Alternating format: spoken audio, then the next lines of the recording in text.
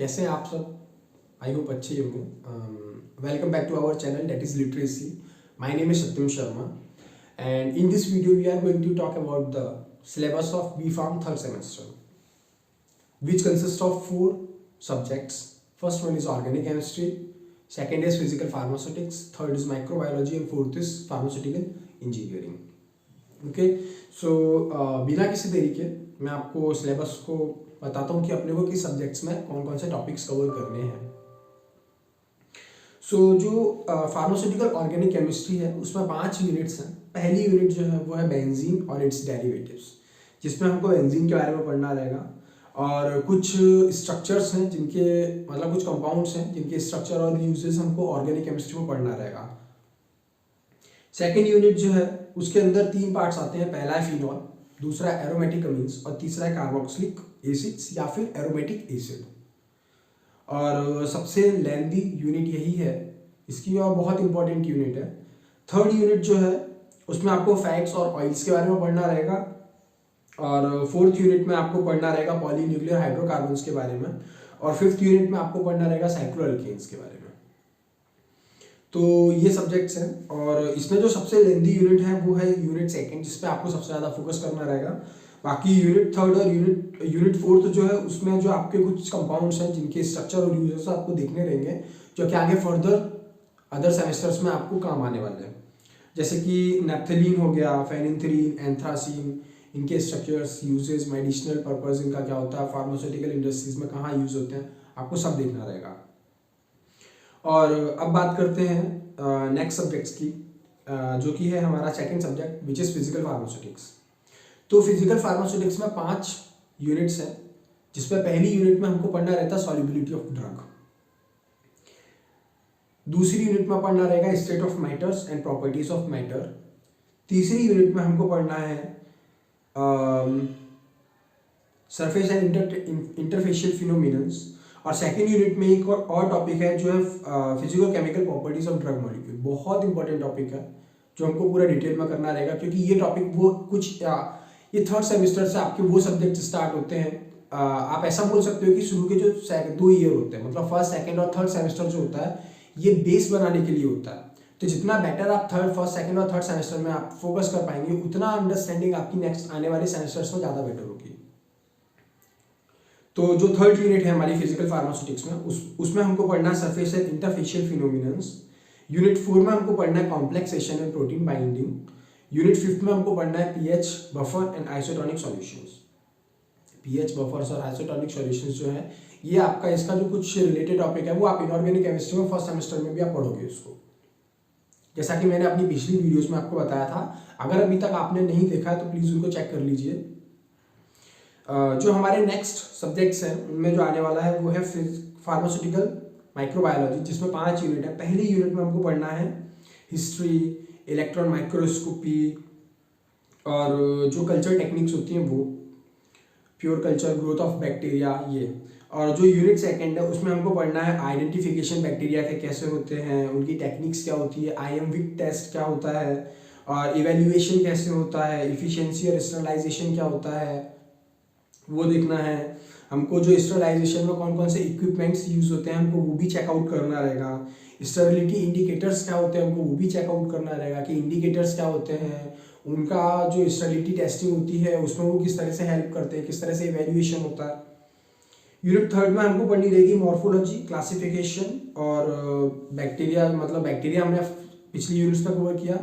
Fungi और virus को हमको देखना रहेगा इस यूनिट में।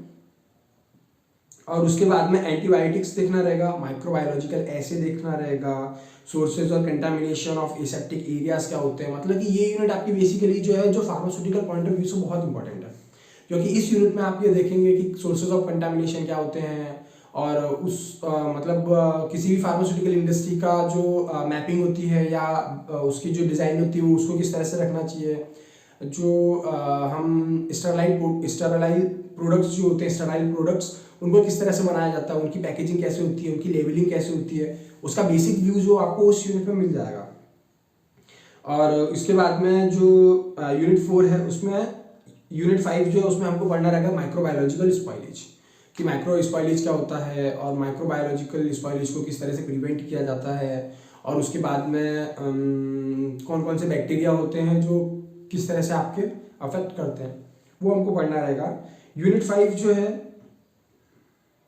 इसमें हमको जो एनिमल सेल कल्चर होते हैं, एनिमल सेल कल्चर क्या होता है और उनकी ग्रोथ किस तरह से होती है, या फिर जो सेल कल्चर की जो जनरल प्रोसीजर होती है वो क्या होती है, वो सब हमको इस टॉपिक्स के अंदर देखना रहेगा यूनिट में। और जो इनके कुछ प्रैक्टिकल्स भी हैं जो आपको परफॉर्म करना रहेगा। ऑर्गेनिक केमिस्ट्री के प्रैक्टिकल्स आप परफॉर्म करोगे, फिजिकल फार्मास्यूटिक्स के प्रैक्टिकल्स भी आपको परफॉर्म करने रहेंगे, जहाँ पे बहुत से टॉपिक्स ऐसे होंगे जो आपको थ्योरी से रिलेटेड होंगे। बेसिकली हर प्रैक्टिकल्स में आपको जो थ्योरी है उन्हीं के रिगार्डिंग प्रैक्टिकल्स होते हैं, तो प्रैक्टिकल्स के ऊपर प्लीज ज़्यादा ध्यान दीजिएगा, क्योंकि जब आप प्रैक्टिकल परफॉर्म करते हो तो इंडस्ट्रियल पॉइंट ऑफ व्यू से आप खुद को प्रिपेयर करते हो, क्योंकि इंडस्ट्री में थ्योरेटिकल नॉलेज के साथ साथ आपको प्रैक्टिकल नॉलेज बहुत चाहिए रहता है।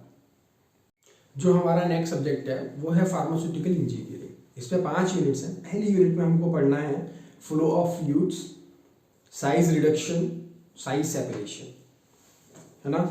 और जो सेकेंड यूनिट है उसमें हमको पढ़ना रहेगा हीट ट्रांसफर। हीट ट्रांसफर के साथ साथ में इवेपोरेटर्स क्या होते हैं, डिस्टिलेशन क्या होता है, डिस्टिलेशन असेंबली क्या होती हैं, और इन सभी का फार्मास्यूटिकल इंडस्ट्री में कहाँ पे यूज होता है, वो सब हमको देखना रहेगा। यूनिट 3 है ड्राइंग और मिक्सिंग।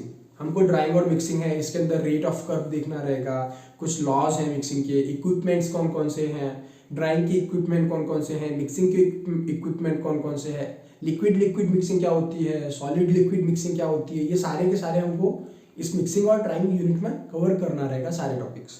इसके साथ में जो यूनिट 4 है उसमें हमको पढ़ना है फिल्टरेशन क्या होता है, सेंट्रीफ्यूगेशन का क्या होता है, और इनका इंडस्ट्री में कहाँ पे यूज़ होता है, कौन कौन से इक्विपमेंट्स होते हैं, और कुछ जो बेसिक मैकेनिज्म्स होती हैं इन सभी चैप्टर्स की, वो सब हमको देखनी रहेंगी इसमें डिटेल्स में।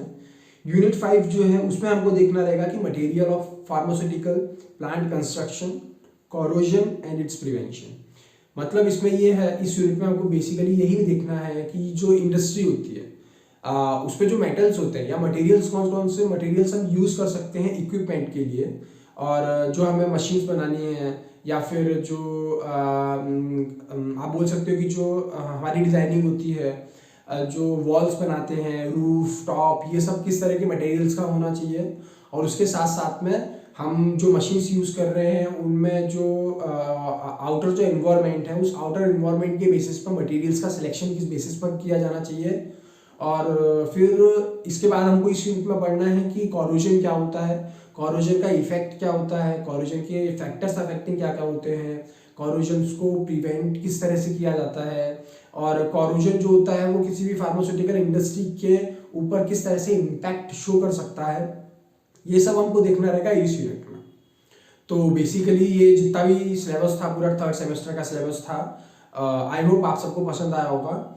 अगर आपको लगता है कि हमें इम्प्रूवमेंट की ज़रूरत है तो प्लीज़ कमेंट करने से ना चूकिए, हमको कमेंट करके बताइए कि हम कहाँ पे इम्प्रूव कर सकते हैं। और please don't forget to share, like and subscribe our channel, that is pharmacy. Thank you very much.